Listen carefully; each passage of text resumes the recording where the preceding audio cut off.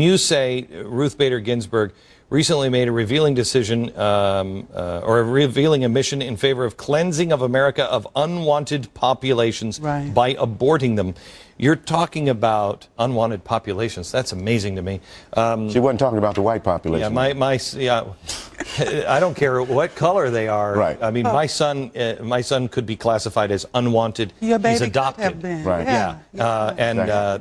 That's abhorrent. Yeah. You're talking about Margaret Sanger kind of. Absolutely. Where she was targeting, and they're still doing it. And it comes in all colors. That movement comes in all colors. It's not a color thing. Right. It's a eugenics it's genocide and eugenics. So, but where does is this a movement of reparations to make this stop? It's a penalty. It's not a It's not a pay me to get rich. Just a penalty. It's a penalty. Yeah, just a restitution. Exactly. Where does restore what you've done by all this genocide and murder and decimation? But let me ask you that we have 2 minutes here, so let me see if we can drill down here, because when you say you're for reparations, that word even just makes me nuts, because I didn't do it. No, you didn't. I'm not responsible. I don't pay for the sin of the father, or in cases of the great-great-great-great-grandfather. Reparations with BP, you're darn right. It's happening right now. These people are here. They should pay. That's what we're saying. That's exactly what those who have done the real injury should be the ones to pay today. And but they've got these big corporations with all this money today, and they could fix it. What we know biblically, Moses was instructed by God that the sins of the father shall not be transmitted to the sons. Right. So the sons are not guilty of the father's actions, nor the father guilty of the son's actions.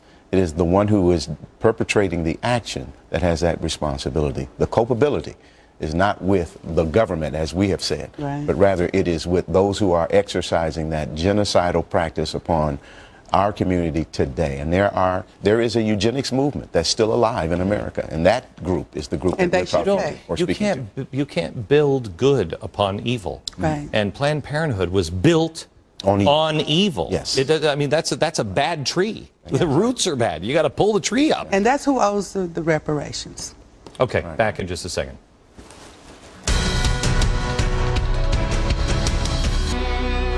Still with us, Dr. Aveda King, Pastoral Associate for Priest for Life. She is the niece of Dr. Martin Luther King Jr.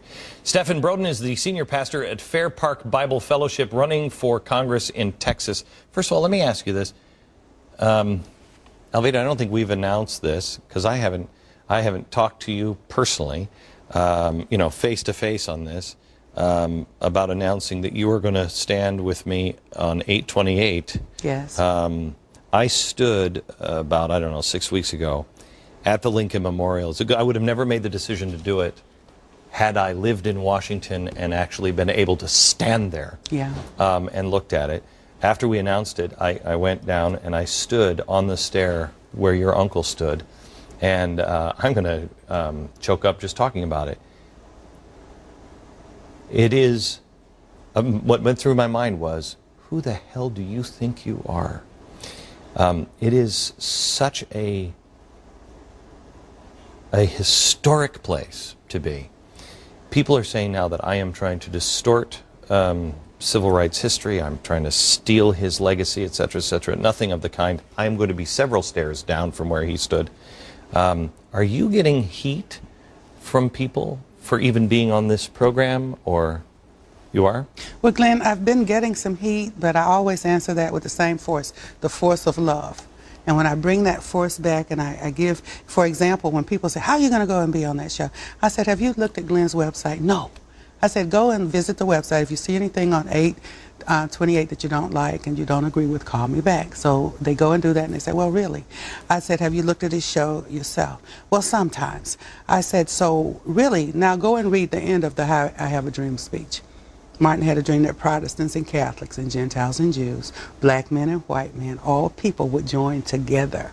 I said, so how could Glenn be excluded from that opportunity and still be answering what my uncle said? And they always get quiet. I say, my uncle loved Glenn. He loves you. I mean, I say he's in heaven now with God, of course. My father, Reverend A.D. King, and my mom, Naomi, who attended the speech with him. And so people get very quiet. I said, so tell me why Glenn Beck shouldn't do this. Right. Tell me why Martin Luther King would agree that Glenn shouldn't do this. And there's no answer to that, because you should do it.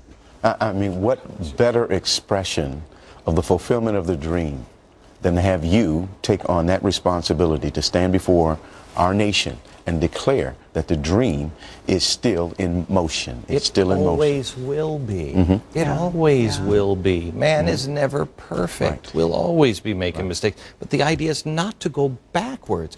You know, Al Sharpton was on this program, and he said it, and I don't want to denigrate the man. He's been very reasonable with me. Yeah, and he can be. He said on this program, and I kind of think he said it smugly in a way. He said, "Well, now maybe some of you Tea Party or some of you people might understand what we've been talking about." I grew up in Seattle, the Seattle area. It's a little small farming town.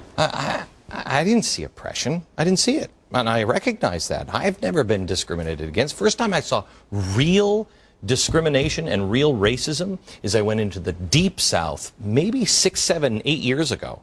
And I was in a conversation and I heard these white people talking. I'm like, what are we all of a sudden in like a 1950s bad movie here? What the hell? What are you? It was bizarre to me. Well, Glenn, can I say this?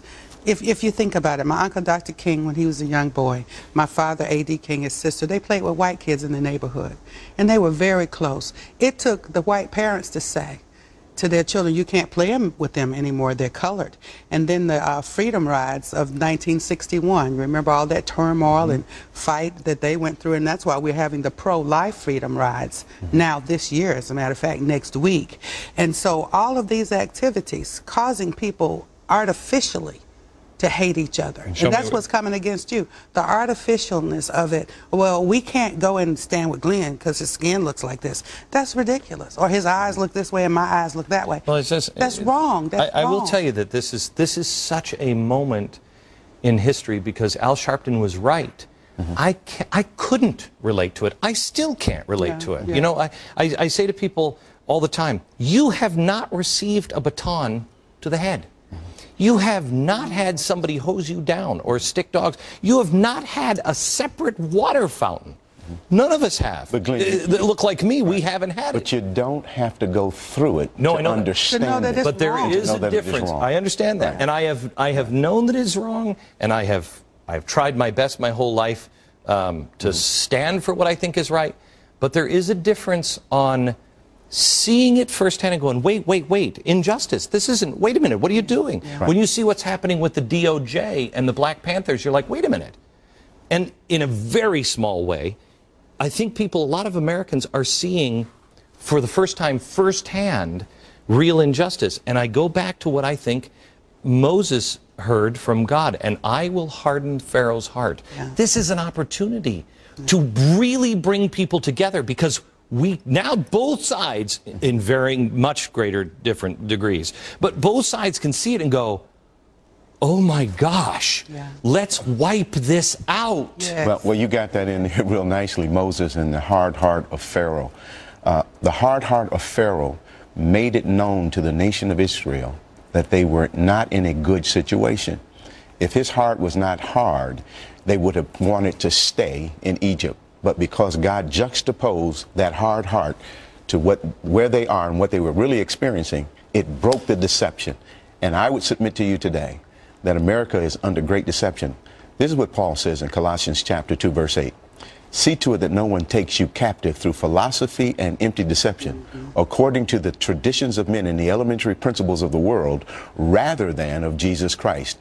We are in a situation now where I believe the liberal progressive left in America is forcing a godless doctrine down our throats.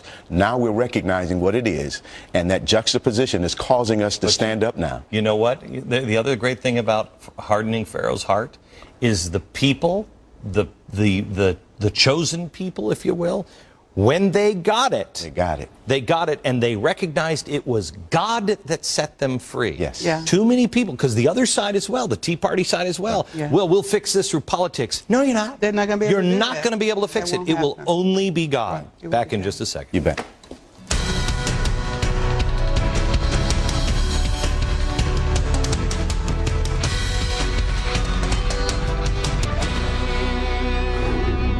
We're here with Dr. Alveda King and Pastor Stephen Broden. And I want to, this Friday, I'd like to give people, I'm not usually really good at the hope thing. I want to give people a little bit of hope. We were talking in the break about miracles that are coming. I don't know if you watch this show every night, I don't know if you remember, I don't remember when it was, but I said on this program, and it just kind of spilled out of me, and I said, mark my words, you will see mighty and powerful miracles in your lifetime.